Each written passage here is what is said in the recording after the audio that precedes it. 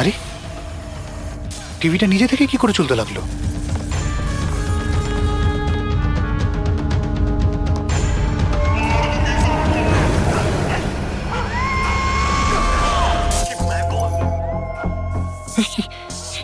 এগুলো এগুলো কি হচ্ছে?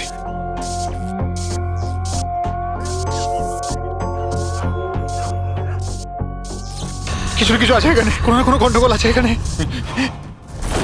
চেকলি, দরজা খোলো। বস, আমি সমস্ত দরজাগুলো লক করে দিয়েছি।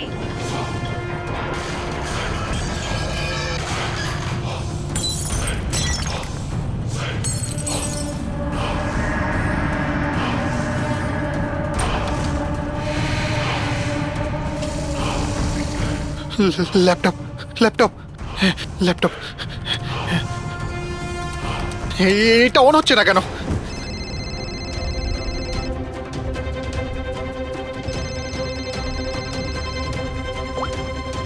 হ্যালো। মেরে ফেলবো বস, না। আমি তোমাকে মেরে না, ফেলবো। জ্যাকলিন, আমাকে বেরো না। কি করি এখন?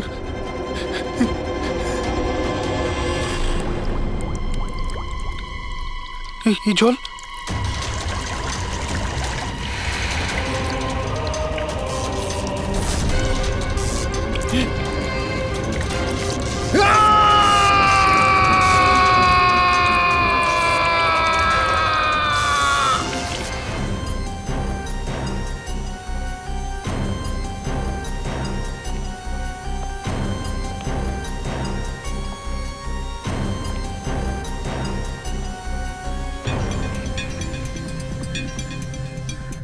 জল পড়েছে, তার ঝুলছে, এটাতেই খুন হয়েছে। অভিজিৎ, ইলেকট্রিক শকের কারণেই এর মৃত্যু হয়েছে, আর তো কোনো কারণ দেখতে পাচ্ছি না।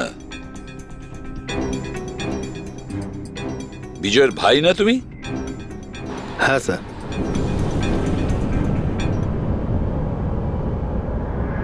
স্যার, বডির মধ্যে না আঘাতের কোনো চিহ্ন আছে আর না অন্য কিছু রয়েছে। পঙ্কজ, বডিটাকে ফরেন্সিক ল্যাবে পাঠিয়ে দাও। এটা কোনো দুর্ঘটনা না স্যার, আমার দাদাকে মার্ডার করা হয়েছে। দেখুন, এত জোর দিয়ে আপনি কি করে বলছেন যে আপনার দাদার মৃত্যু স্বাভাবিক নয়? আপনি কাউকে সন্দেহ করেন? কে করতে পারে এটা? স্যার, দাদার একটা শত্রু না, হাজার শত্রু ছিল। এতগুলো শত্রু?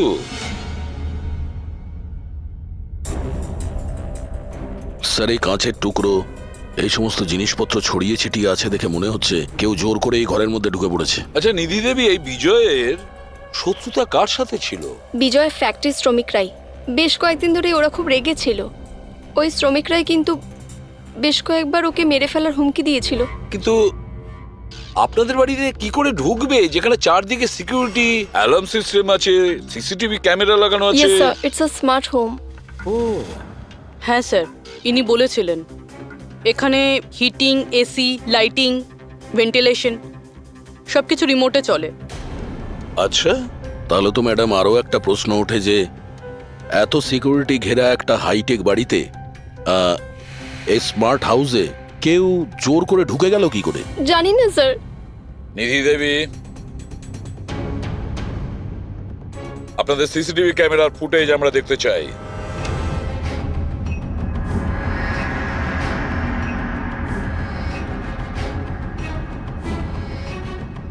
এই বিজয় তো পালাচ্ছে, বাঁচার চেষ্টা করছে, কিন্তু কার ভয়ে দৌড়চ্ছে দেখতেই তো পাচ্ছি না স্যার।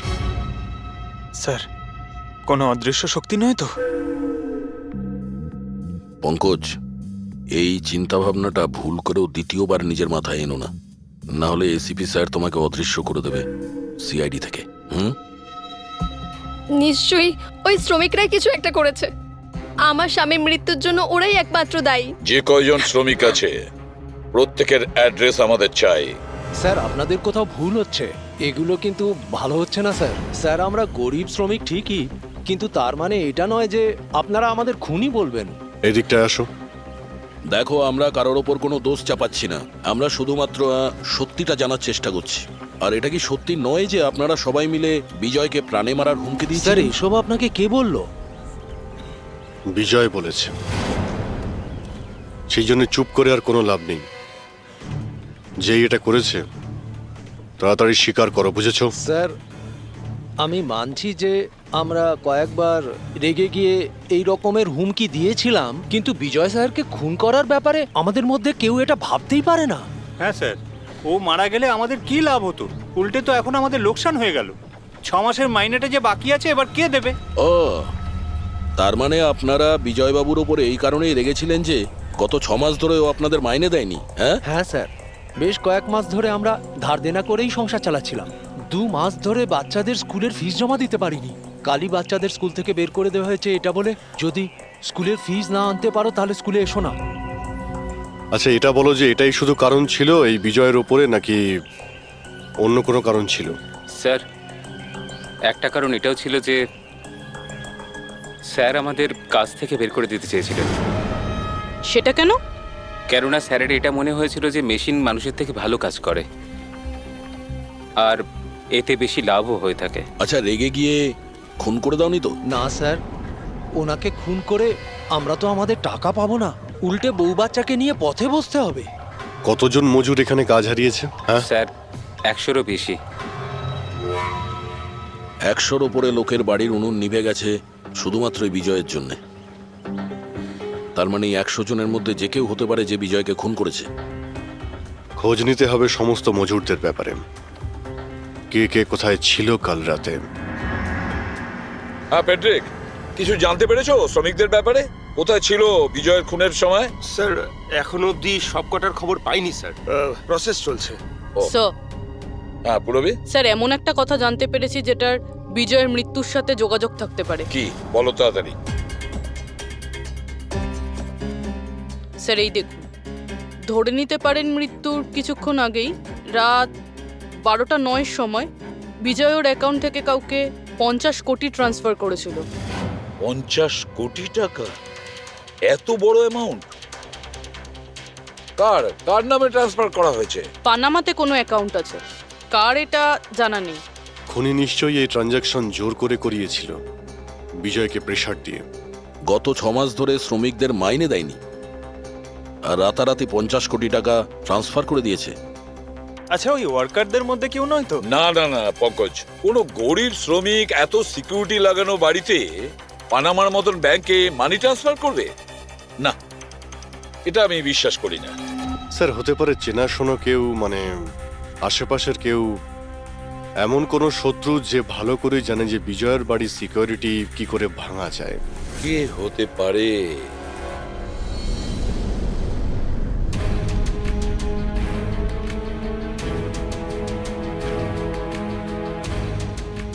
জ্যাকলিন, আরে প্রচন্ড গরম লাগছে তো, একটু এসি টেম্পারেচারটা 20 করে দাও তো। করে দিয়েছি বস। এখন রুমের টেম্পারেচার হলো 20 ডিগ্রি সেলসিয়াস। নাইস। আর জ্যাকলিন, আমার আর একটা কাজ করো, রুমের লাইটটা একটু কমিয়ে দাও, আমি একটু আরাম করতে চাই।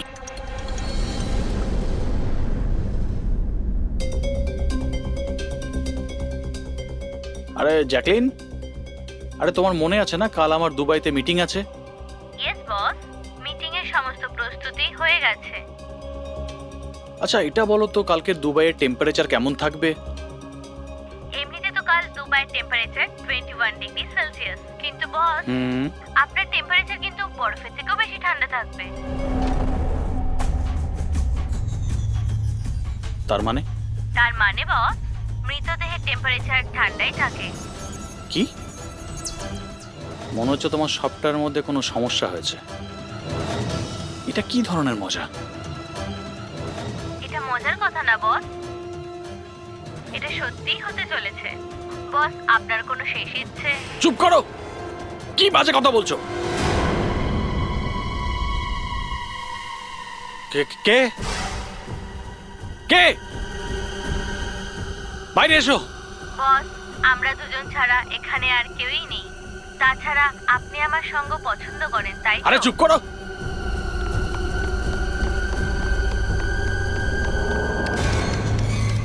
কোনো লাভ নেই বস, আমি সমস্ত দরজা লক করে দিয়েছি।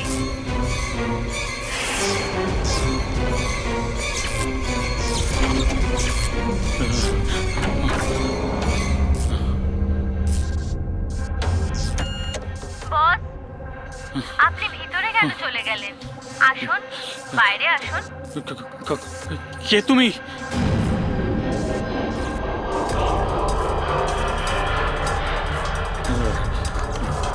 হ্যালো, হ্যালো, আমি রাজেশ কুমার বলছি। আমাকে কেউ মেরে ফেলতে চাইছে। আপনি তাড়াতাড়ি আমার বাড়িতে চলে আসুন প্লিজ। খোলো জ্যাকলিন, খোলো। বস, দরজা তখনই খোলা হবে যখন আপনি আমার একটা কথা রাখবেন। বলো বলো, তোমার কি চাই? কি চাই তোমার? বলো। ঠিক আছে, আপনি আপনার ল্যাপটপটা অন করুন। ল্যাপটপ? হ্যাঁ হ্যাঁ হ্যাঁ হ্যাঁ, বলো। এবার ওটা স্ক্রিনে একটা অ্যাকাউন্ট নাম্বার দেখতে পাবেন। হ্যাঁ হ্যাঁ হ্যাঁ, নাম্বার দেখতে পাচ্ছি আমি। হ্যাঁ বলো। এবার এই অ্যাকাউন্ট নাম্বারে 50 কোটি টাকা ট্রান্সফার করুন। 50 কোটি? এতগুলো টাকা? 50 কোটি টাকা আপনার জীবনের থেকে বেশি কি? না না না না না না, আমি দিয়ে দেবো। আমি তোমাকে 50 কোটি দিয়ে দিচ্ছি। ট্রান্সফার করে দিচ্ছি আমি।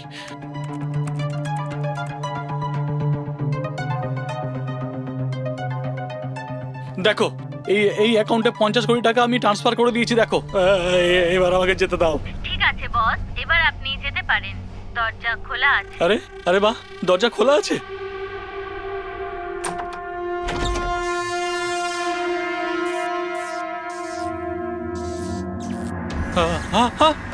বস, আমি আপনাকে বোকা বানিয়েছি। ফোনের বিপরীতে আমি ছিলাম। আপনার সাহায্যের জন্য কেউ আসবে না।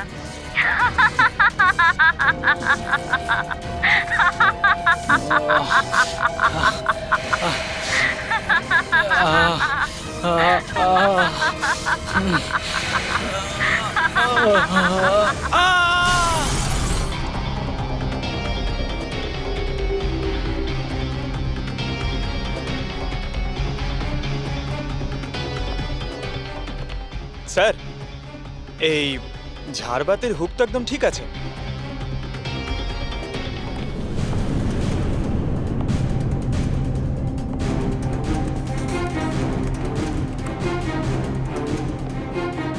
স্যার এই দেখুন, বেডরুমের CCTV footage.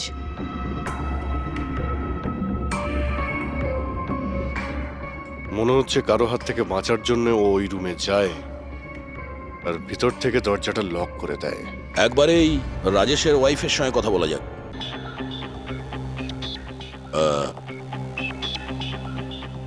Excuse me ma'am, এই রাজেশ ছাড়া ওই সিকিউরিটি কোড আর কে কে জানতো? রাজেশ ছাড়া এই কোডের ব্যাপারে আর কেউই জানতো না স্যার। এমনকি ও আমাকেও এই ব্যাপারে কোনোদিন কিছু বলেনি। স্যার, এই খুনি কোড কি করে জানলো? ও ভেতরে এলো কি করে? এক মিনিট, এটা তো ঠিক সেই রকমই যেটা বিজয়ের ঘরে ছিল। রাজেশের মডার্ন টেকনোলজির উপর খুব শখ ছিল। মেশিন, গ্যাজেট সবকিছুতেই সব সময় ও আপ টু ডেট থাকতো। এই বাড়িটাকে স্মার্ট হোমে পরিণত করেছিল ও। প্রত্যেকটা মেশিনকেই ওর ভার্চুয়াল অ্যাসিস্ট্যান্ট জ্যাকলিন অপারেট করতে জানতো।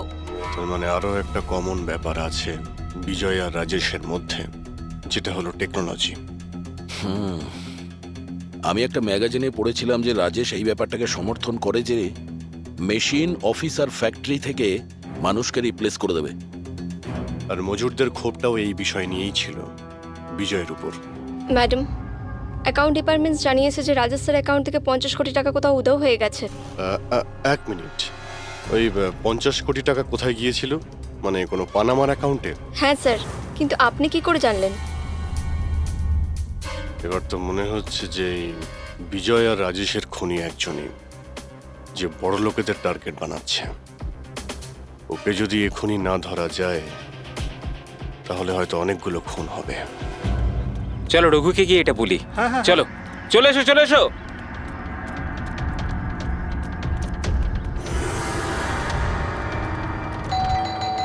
আরে রঘুদা, দরজা খোলো। আরে রঘুদা, দরজাটা খোলো দরজা না। খোলো। রঘুদা, দরজা খোলো। রঘু ভাই,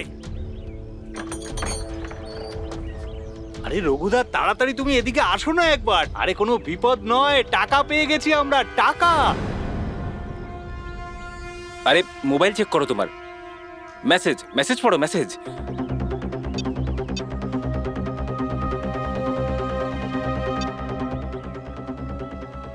টাকা।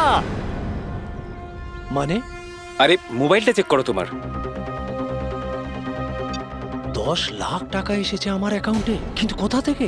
এই যে আমার অ্যাকাউন্টে কেউ 10 লাখ টাকা দিয়েছে? শুধু তোমার অ্যাকাউন্টেই নয় দাদা, আমাদের সবার অ্যাকাউন্টেই 10 লাখ টাকা ঢুকেছে। 10 লাখ।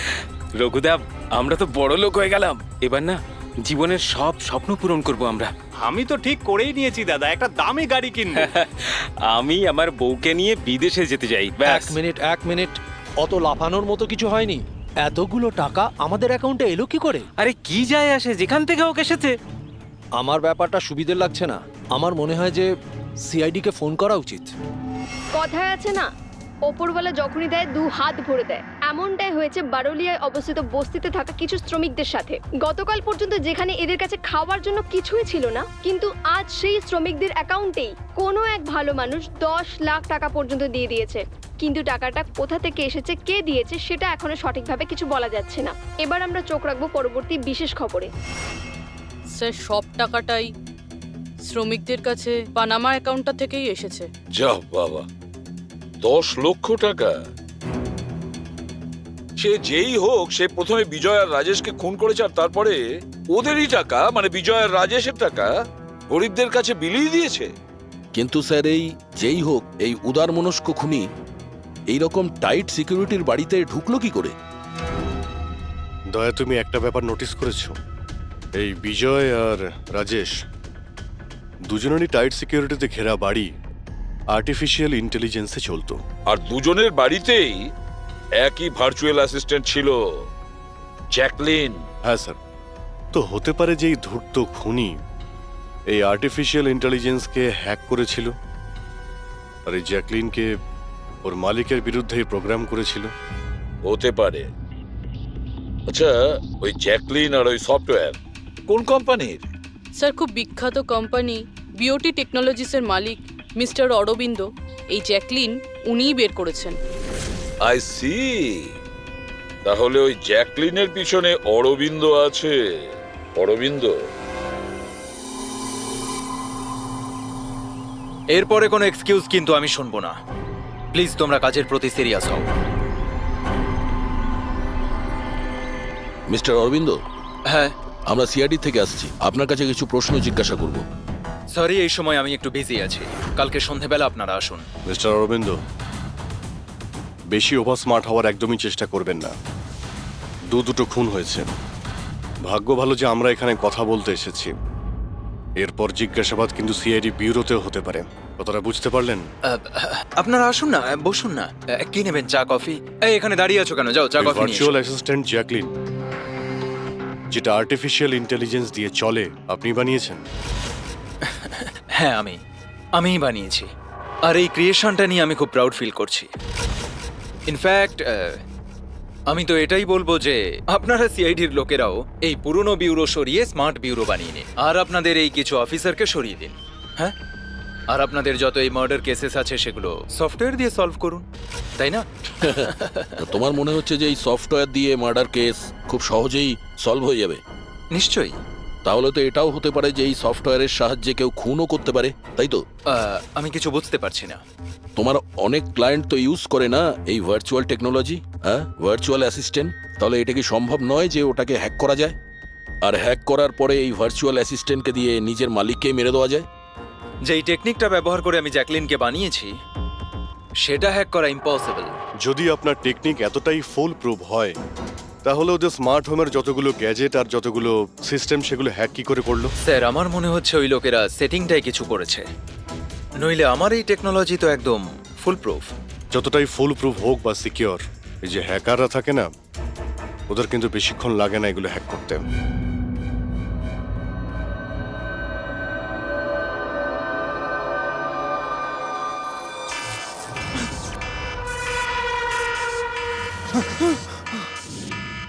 Security alarm! বাড়িতে নিশ্চয়ই চোর ডাকাত ঢুকেছে। কি কি করি এবার?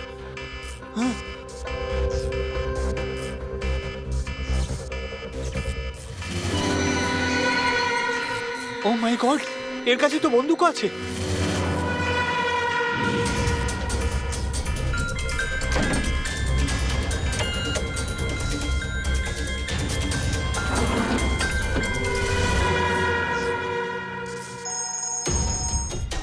হ্যালো, কি? ঠিক আছে, আমরা এক্ষুনি ওখানে পৌঁছচ্ছি। JKH সিক্রেট অ্যালার্ম কোম্পানির ফোন ছিল। মনে হচ্ছে এনার মহান টেকনোলজি আবার হ্যাক করা হয়েছে। হতে পারে ওই বিখ্যাত জার্নালিস্ট সঞ্জীব ওর বাড়ি থেকে ঢুকে গেছে।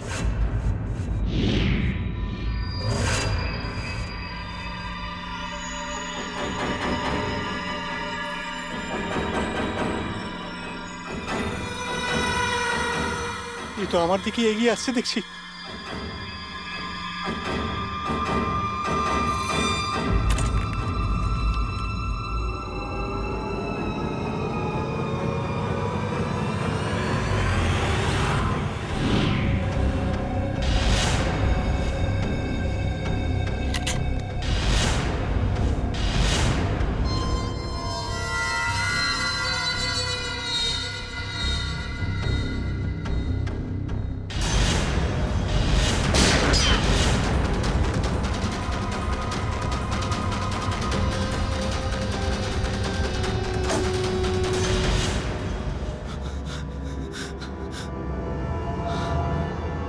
সিআইডি? সরি স্যার, আমায় ক্ষমা করবেন। আমার মনে হয়েছিল যে আপনারা ওই খুনিরই সঙ্গী যে এই বাড়িতে ঢুকেছে, কিন্তু থ্যাংক ইউ ভেরি মাচ। আপনারা চলে এসেছেন তাই জন্য আমি বেঁচে গেলাম, না হলে ও তো আমাকে মেরেই ফেলতো। কে মেরে ফেলতো? এখানে তো কেউই নেই। কার কথা বলছো তুমি? স্যার, ও এখানেই ছিল, দরজার বাইরেই ছিল। দেখেননি আপনারা? দরজার বাইরে? আমরা তো ওখান থেকেই আসছি, আর আসার রাস্তায় আমরা তো কাউকে দেখিনি। ব্যাপারটা কি? হঠাৎ করে গেল কোথায় সে? ইউনো জ্যাকলিন, তুমি কি জানো আজকের দিনটা আমার কি সুন্দর কেটেছে? দারুণ মজা করেছি আমি। আচ্ছা, প্রথমে তো এটা বলো দেখি আমার সোনা, আজকের ওয়ার্কআউটটা কেমন ছিল? হ্যাঁ, দেখো দেখো। খুব ভালো বস, তুমি 650 ক্যালোরি বার্ন করেছো। হুম, আর তোমার ম্যাক্সিমাম হার্ট রেট ছিল 160 বিপিএম। হায় হায়, এর মানে আমি আগের চেয়ে অনেক বেশি রোগা হয়ে গেছি। আর হ্যান্ডসামও, হ্যাঁ তাই না? হ্যাঁ বস, তোমাকে আগের থেকে অনেক বেশি ইয়াং লাগছে। আচ্ছা, ইউ নটি গার্ল জ্যাকলিন। হ্যাঁ হ্যাঁ। এবার এবার আমি এটাকে নিয়ে মাইক্রোওয়েভে রেখে দেই। আমার সোনা, এটাকে এবার অন করে দাও। আচ্ছা, এবার এটা তো বলো আমার কালকের শিডিউল কি? বস, কালকে তো তোমার কোনো মিটিং নেই। কি বলছো তুমি? কিন্তু আগামীকাল তো আমার খুব বিজি থাকার কথা। তুমি ভালো করে চেক করো তো।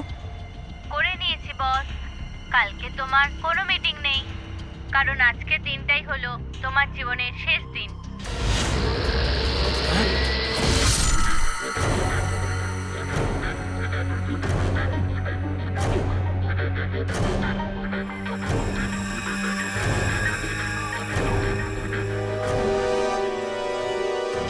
উনি খুব সাংঘাতিক প্ল্যান করেছিল। ওর সবসময় টার্গেট ছিল এই অরবিন্দই, সঞ্জীব নয়। আর স্যার, যেটা সঞ্জীবের বাড়িতে হলো সেটা? সেটা ছিল আমাদের বোকা বানানোর জন্য। ওখানে যা কিছু হয়েছিল সব বোকা বানানোর জন্য। ও চাইছিল আমরা ওই সঞ্জীবের ঘরে বিজি হয়ে যাই, আর খুনি খুব সহজেই অরবিন্দকে খুন করে দেবে। কিন্তু স্যার, ওই সঞ্জীবের বাড়িতেও তো মাস্কওয়ালা লোকটা এসেছিল। পঙ্কজ, এটা একটা প্ল্যান ছিল, সবকিছুই একটা ভাবনা চিন্তা করার প্ল্যান। আমার তো মনে হয় সঞ্জীবের বাড়িতে কেউ ছিল না। এই ফুটেজ ওর ফোনে আগে থেকে দিয়ে দেওয়া হয়েছিল। যে হ্যাকার এত সব কিছু করতে পারে, তার কাছে এটা তো একটা সামান্য ব্যাপার। এই আর্টিফিশিয়াল ইন্টেলিজেন্সির যে টেকনোলজি, যেটা সমস্ত বাড়িতে লাগানো আছে, ওটা তো এই অরবিন্দই বানিয়েছিল। আর যদি কেউ অরবিন্দর বানানো টেকনোলজিকে হ্যাক করে, তাহলে নিশ্চয়ই ও নিশ্চয়ই অরবিন্দর জন্য কাজ করে স্যার, কারণ এটা বাইরের লোকের পক্ষে সম্ভব নয়। তাহলে খোঁজ নিতে হবে অরবিন্দর কোম্পানিতে এমন কোন কোন লোক আছে যারা অরবিন্দর মতোই বুদ্ধিমান আর ওর মতো ইন্টেলিজেন্টও। অরবিন্দকে খুন করেছে এদের মধ্যে যেই হোক না কেন, সে নিশ্চয়ই এই আর্টিফিশিয়াল টেকনিকের ব্যাপারে খুব ভালোভাবেই জানতো। কিন্তু সে কে হতে পারে? স্যার, দুজন আছে যারা মোটামুটি অরবিন্দের মতো টেকনোলজিটা জানে। এক তো এই আমান, যাকে অরবিন্দই জিনিয়াস বলতো। আর স্যার দ্বিতীয়জন হলো এই রাহুল। একে অরবিন্দ রাইভাল কোম্পানি থেকে নিয়ে এসেছিল, যাতে ওর টেকনিক সবার থেকে ভালো এবং শক্তিশালী হয়। আর যত ধনী ব্যক্তি আছে অরবিন্দর, সবার বাড়িতেই এই সিস্টেম এই রাহুলই ইনস্টল করেছিল। তাহলে এই খুনি কোনো বড় লোককে টার্গেট করার আগে আমাদের ওর থেকে এক ধাপ এগিয়ে থাকতে হবে। স্যার আমার মনে হয় খুনির পরের টার্গেট মেঘনা হতে পারে। মেঘনা?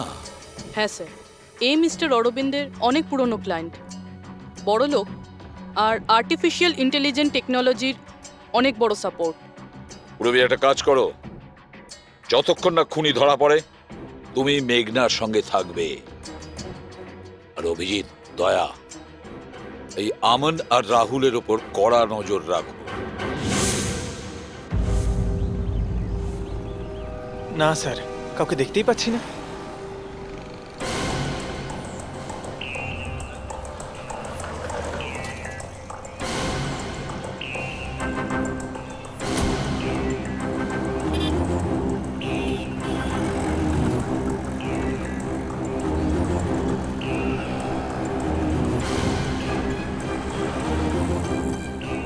স্যার, রাহুল।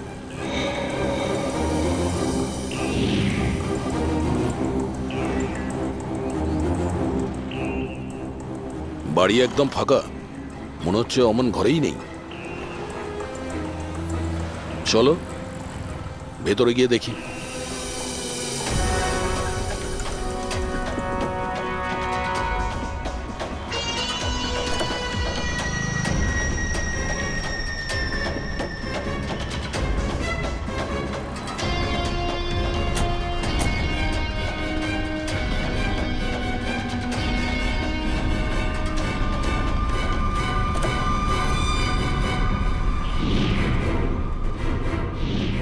রাহুল, তাহলে তুমি ওকে সাহায্য করেছিলে দাদাকে খুন করার জন্য? না স্যার, আমি এটা কেন করব স্যার? স্যার, স্যার আমি কেন আমার দাদাকে খুন করতে যাব? আচ্ছা, তাহলে এখানে এত ভাইটাল মিটিং কিসের হচ্ছিল? স্যার অ্যাকচুয়ালি ব্যাপারটা হচ্ছে, অরবিন্দ স্যারের মৃত্যুর পর আমি ওনার কোম্পানিতে কাজ করতে চাইছিলাম না, তাই ও আমাকে অফার দিচ্ছিল ওর কোম্পানিতে কাজ করার জন্য।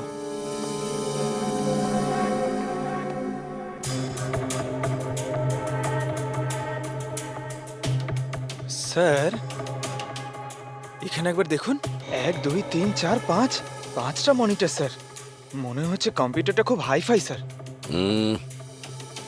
দেখি এই শক্তিশালী কম্পিউটারে কি কি ডেটা লুকিয়ে আছে।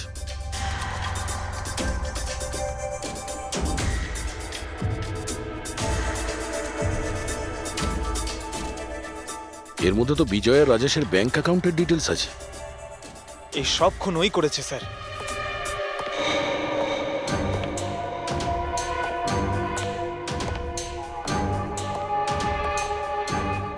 নমস্কার।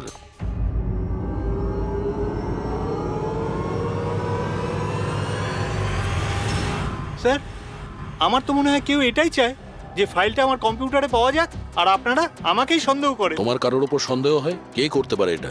স্যার জানি না, কিন্তু আমার মনে হচ্ছে স্যার, যদি অরবিন্দ স্যারের কম্পিউটার হ্যাক হয়ে থাকে তাহলে পৃথিবীর যে কোনো কম্পিউটারে হ্যাক হতে পারে, কারণ ওনার কম্পিউটার কোনো নেটওয়ার্কের সাথেই কানেক্টেড নয়। তার মানে অরবিন্দ বাবুর কম্পিউটার যেই হ্যাক করুক, সে সেই সময় ওখানে উপস্থিত ছিল, তাই তো? ইয়েস স্যার, কিন্তু বুঝতে পারছি না, অরবিন্দ স্যারের পার্সোনাল অফিসে যাওয়ার পারমিশন কারোরই ছিল না, এমনকি আমি নিজেও সেখানে কখনো যাইনি। আচ্ছা, তাহলে কেউ তো হবে যার পারমিশন ছিল অরবিন্দর অফিসে যাওয়ার।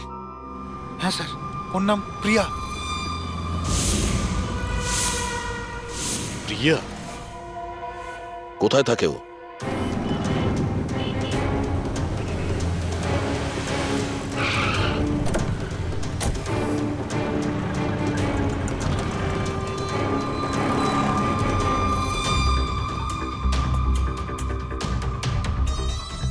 প্রিয়া?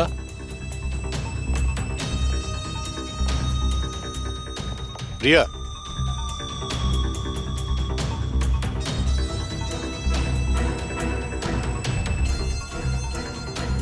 প্রিয়া প্রিয়া এখানে তো কেউই নেই। প্রিয়া,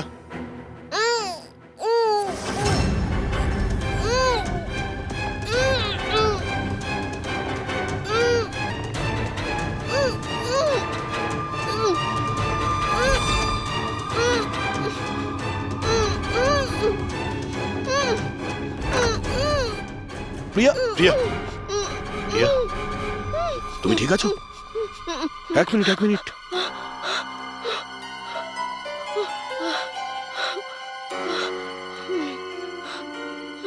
কে কে করেছে এইসব? হ্যাঁ, ওঠো ওঠো ওঠো, বাইরে এসো।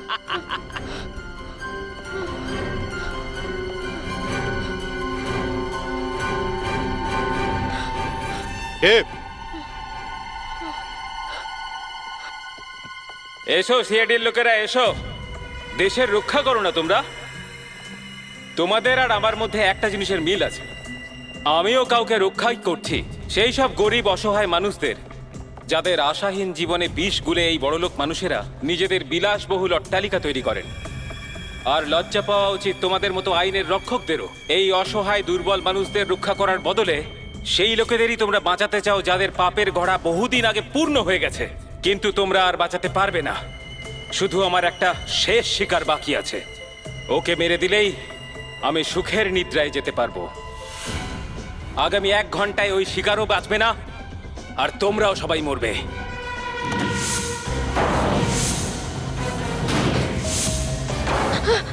আরে এসব কি হচ্ছে?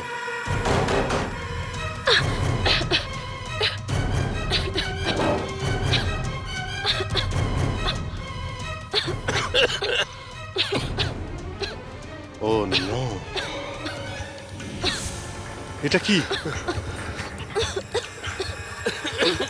বিষাক্ত গ্যাস।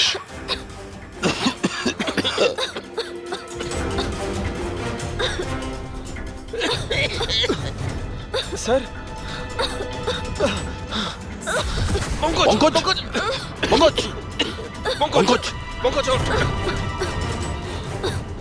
প্রিয়া, তুমি ঠিক আছো? বাইরে যাওয়ার তো কোনো রাস্তাও দেখতে পাচ্ছি না।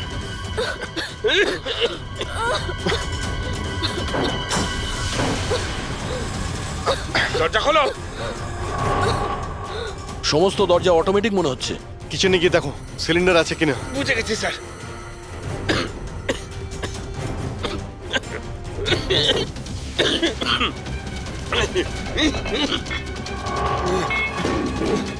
চলো পিছিয়ে।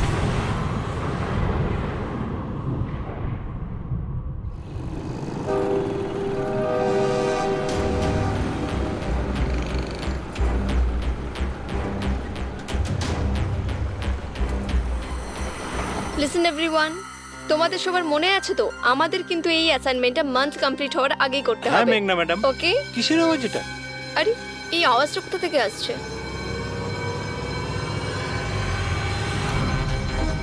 মনে হয় আগুন লেগে গেছে ম্যাডাম, ধোঁয়া বেরোচ্ছে ম্যাডাম।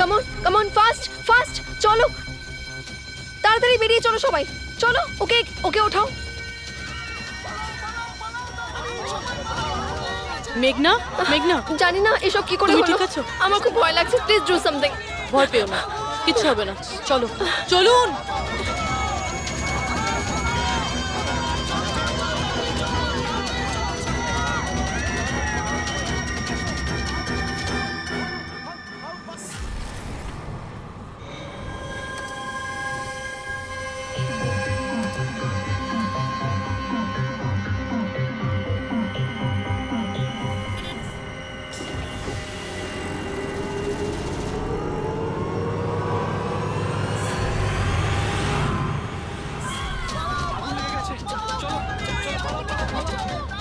চলুন। মেঘনা, মেঘনা, সবাই সাবধানে এসো। মেঘনা, কেউ মেঘনাকে দেখেছো? না, দেখিনি।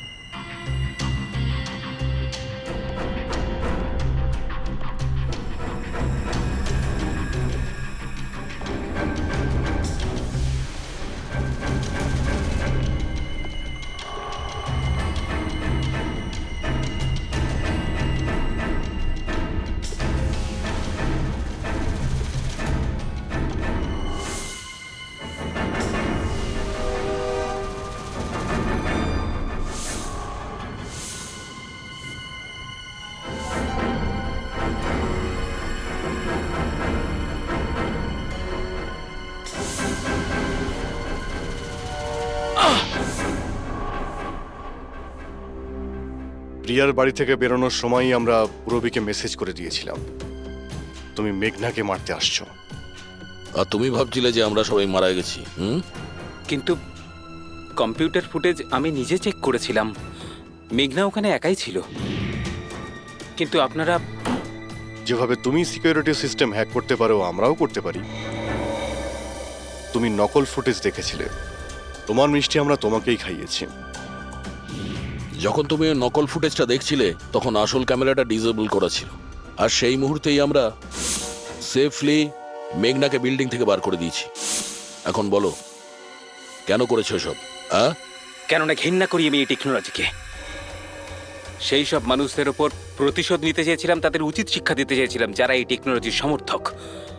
সব জিনিসের ভালো আর খারাপ দিক থাকে, টেকনোলজিরও রয়েছে, কিন্তু এই নতুন অ্যাডভান্স টেকনোলজিতে তোমার এত প্রবলেম কিসের? কেননা এই টেকনোলজি আমার বাবাই তৈরি করেছিল, অরবিন্দ নয়। এই জন্য এই টেকনোলজির ওপরে প্রথম অধিকার আমার বাবারই হওয়া উচিত। এমনকি জ্যাকলিনও আমার বাবারই আইডিয়া ছিল। অরবিন্দ জালিয়াতি করে সমস্ত ক্রেডিট নিয়ে নিয়েছিল। ওই লোকটার কারণেই আমাদের পরিবারকে এত দারিদ্র দেখতে হয়েছে। আমার বাবা আর থাকতে পারেননি, উনি আমার মাকে, আমার দুই বোনকে মেরে ফেলেছিলেন, তারপর নিজে সুইসাইড করে নেন। আমি স্কুলে গেছিলাম, হয়তো এই জন্যই বেঁচে যাই। তোমার সঙ্গে যেটা হয়েছে সেটা খুব খারাপ হয়েছে, সেটা হওয়া উচিত ছিল না। কিন্তু যদি তুমি তোমার এই তীক্ষ্ণ বুদ্ধিটাকে ঠিক জায়গায় ব্যবহার করতে, তাহলে হয়তো আজ গরিবদের জন্যে, সমাজের জন্যে তুমি কিছু ভালো করতে পারতে। কিন্তু যে রাস্তা তুমি বেছে নিয়েছো সেটা আলোর নয়, অন্ধকারের। এবার জেলের মধ্যে বসে তুমি অপেক্ষা করতে থাকো ফাঁসির অর্ডার আসার।